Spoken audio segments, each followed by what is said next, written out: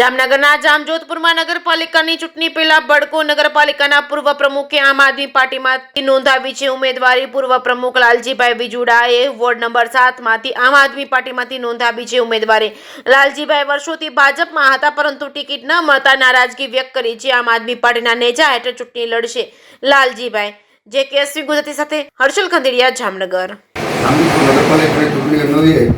આજે હું છેલ્લા 33 વર્ષથી ભાજપમાં હતો, સક્રિય કાર્યકર હતો, નગરપાલિકાનો પૂર્વ પ્રમુખ છું અને છતાં પણ જો મારી અપેક્ષા થતી હોય જેથી કારણે નારાજ થઈ અને મેં આજે આમ આદમીમાં ફોર્મ ભરેલ છે અનુસૂચિત જાતિ વોર્ડ નંબર 7માં।